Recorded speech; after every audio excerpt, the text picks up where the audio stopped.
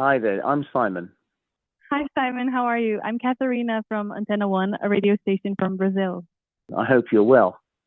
Thank you. I hope you're well too. I wanted to start off talking about your recent release, the deluxe version of Danse Macabre. It features three Sure. new tracks, including the cover of Electric Light Orchestra's Evil Woman. And Yes. I wanted to know what guided your choices for expanding the album released in 2023.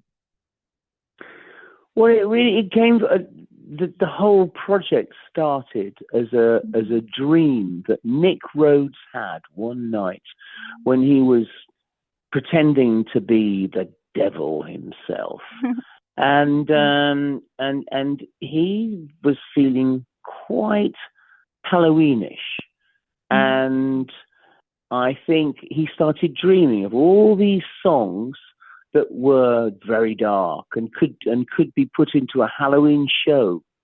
And they were things like Spellbound by Susie Sue and the Banshees, Ghost Town by the Specials, Evil Woman by ELO, or Electric Light Orchestra, as they're also known. And it all came together in a dream which was almost a nightmare. Wow, that's amazing. It's very curious because throughout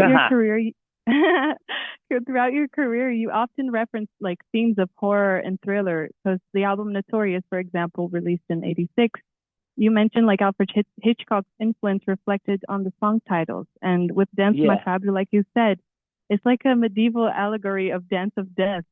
So I thought it was very curious for the process of the album. And how did you guys like try to take this dream and elaborate it into a proper album when he told you this dream? Well, you had to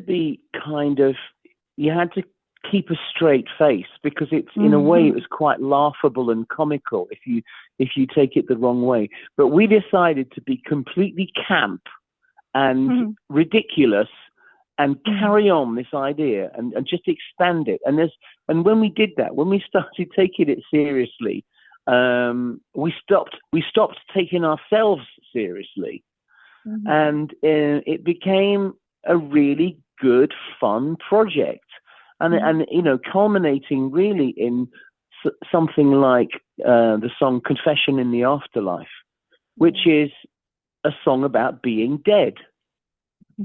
And a completely serious song about being dead. It's not trying to make you laugh, although it does make me laugh.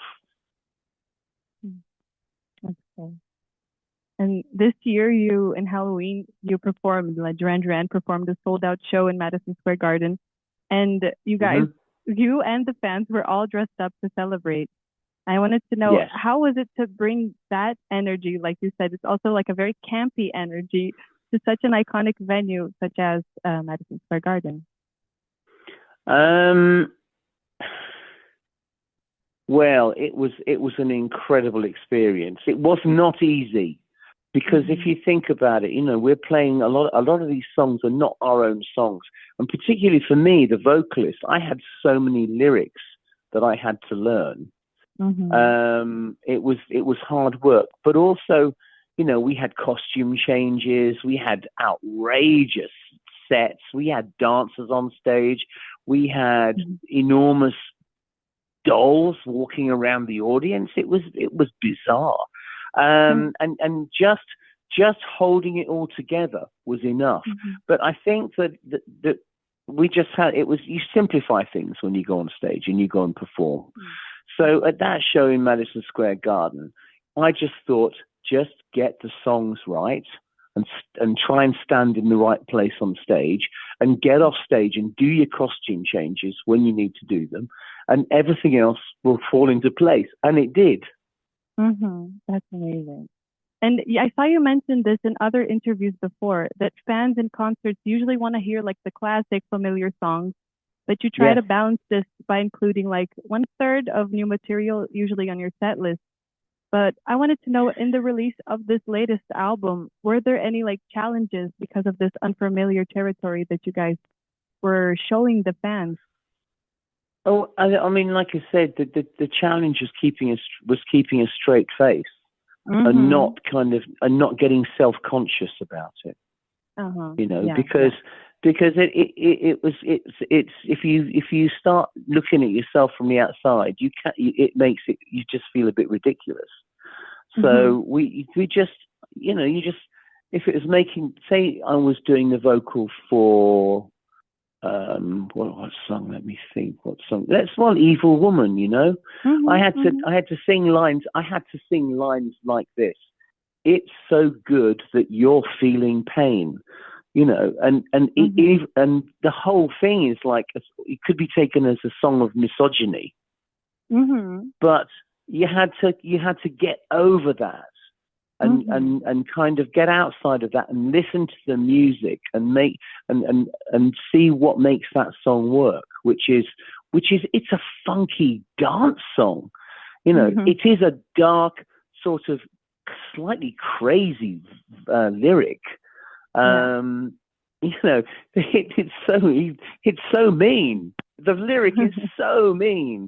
It's so good that you're feeling pain, but you ain't got no one else to blame. I mean, it's just the worst. And you sing that, and it's like, and I give you another example as well. We do a cover version of the song "White Lines" Mm-hmm. by Grandmaster Flash and Melly Mel, and there's a line in that which goes, "The money gets divided, the women Mm-hmm. get excited." And it's just, and now, in with the way things are today, and the way people Mm-hmm. feel about sort of equality and sexual politics, you can't sing that line seriously. So the way I do it is this: I go, "The money gets divided, the women get excited." That old story, you know. And Yeah, yeah, yeah. those are the challenges. It's kind of making it work Mm-hmm. in a modern world, because Yeah, that makes sense. evil woman was a song that was written in the 1970s. Mm-hmm. Yeah, that's true. I believe it must be very challenging, but also I thought it was very curious because I saw last year an interview that you did with Channel 5, and you mentioned that your daughter also changed your perspective on music and inspiring you to explore like newer sounds. And on Danse Yeah. Macabre, I thought it was very curious that you recorded Billie Eilish track, and I wanted to Oh, know if that was absolutely. an Yeah. influence. Yeah, yeah. Was that part of an influence that also Whoosh radio project that you have, but Yeah. your daughter inspiring you, was that Yeah. part of selecting the song for this album? Of course, yes. Mm-hmm. And we've all kind of, what happened with my daughter and me, kind of, it affected me first, and then it has affected the rest of the band as well. So, interestingly, John is the person who chose the Billie Eilish song, Oh. and yeah, which is, but I mean, but it fits right in with what you're saying. It's a very different, it's very experimental music. That song, her version of that song, is incredible, and it's so exciting to hear it. It is so different to most of the things that's going on in the musical world at the moment. Yeah. I love the stuff that's on the edge. I love the music that maybe is a bit more challenging for people to listen to. The stuff that isn't on top 40 radio necessarily. Yeah, yeah. That makes sense. That Billie Eilish song "Bury a Friend" is a masterpiece. And and I hope that we didn't make it boring by No, of doing course our not. version of it. You know what I mean? No, It's like, we yeah. don't. You take a song that's really out there, and we don't want to make it sound like just another pop song. No, yeah. You introduced this song. I thought it was this song stood out for me because you put this song in the middle of like a lot of like classic songs that we also know. But I think Yeah. for your public, for your people, like the fans to listen to that, it's a very new territory, and I thought it was very well done, like a very good strategy to put in the album. And I wanted to Yeah, know, I yeah, you can sorry, you can say what. yeah, no, and I think that one of the, I was approaching the vocal because I didn't want to do an impersonation of Billie Eilish, I didn't want it to sound like an homage to Billie Eilish, although I think she's fantastic and deserves a huge recognition. But also, I got this sound. Have you heard of a band called King Gizzard and the Lizard Wizard? I know I haven't heard it.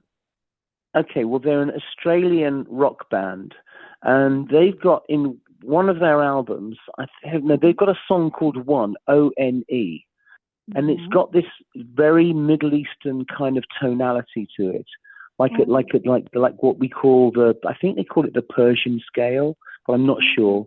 It has half notes in it. It has, sorry, not half notes. It has quarter notes, quarter tones in it. Yeah. And it makes it sound very weird to the Western ear. And I tried to get some of that into the chorus of the Billie Eilish song. So to get it into Bury a Friend. If you listen to it, I'm kind of singing it out of tune. I can. Yes. Did you no, pick up I'm on gonna that? notice. Yeah, I'm gonna pick up on that afterwards because it's But very give curious. it, if you can, give it a listen to King Gizzard and the Lizard Wizard. I will. And it's that song, O-N-E. O-N-E-1. That's a very nice recommendation because I think I believe that when I heard the album, I thought it was very like challenging and out of the box to create this like a project as a whole, even because of the theme. I thought it was very, very curious to know what you guys wanted to do with this and wanted to pass on to your fans also. And now that we're talking about like the music industry, I just wanted to know where do you see Duran Duran fitting into this like fast evolving musical landscape, even with this album, Danse Macabre? Where do you see it? Where do you see that? Well, I think we sort of, we're in one way we're like a classic rock group. We started off pop, but as we're not an old pop group because that just doesn't make any sense. I think that we are referenced a lot by other artists. You hear little snippets that remind you of Duran Duran. So I think we have a place. We're not trying to compete with the likes of Taylor Swift and Justin Bieber. We're in the same business, and we're just part of the wallpaper. But you're still creating new things that are also going to be influences, I believe, especially with this album. Yeah. Yeah, I hope, because I think that's always been Duran Duran's identity. We are an experimental group. And the more we've gone on, the more we've experimented. The longer we've carried on, the more we've tried different things out. Do you know why? Because we'd get bored if we just did the same thing all the time. Yeah, that makes total sense. There are lots of artists that keep, I think, maintaining their identity, but it might be boring after like 40 years. You guys are 40 years together, correct? Yeah, I mean, I know there are bands who just they sort of they did the same thing, but they get to a point where they just run out of ideas to do the same thing. So they stop making new albums until they finally get an idea that actually let's go back to our roots and take it from there, and maybe to go in a slightly different direction. Yeah, that's true. But we've always gone in a different direction. We've never gone in the same direction, because that's how we keep our passion for music alive and burning. Yeah. And just to wrap it up, I saw that's what you're talking about. The producer, one of the producers, Mr. Hudson, he shared his thoughts on, like, I quote him, what makes Duran Duran the greatest band in the world. And he highlighted in the studio your sense of partnership, where you focus like on the bigger picture rather than just your individual roles.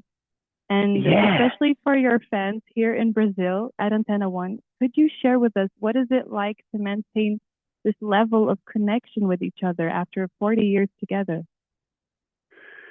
Well, it's the strangest thing because it feels, because we've been doing this for 40 years, it feels so natural. But then when you stand outside of it and look at it, it's weird.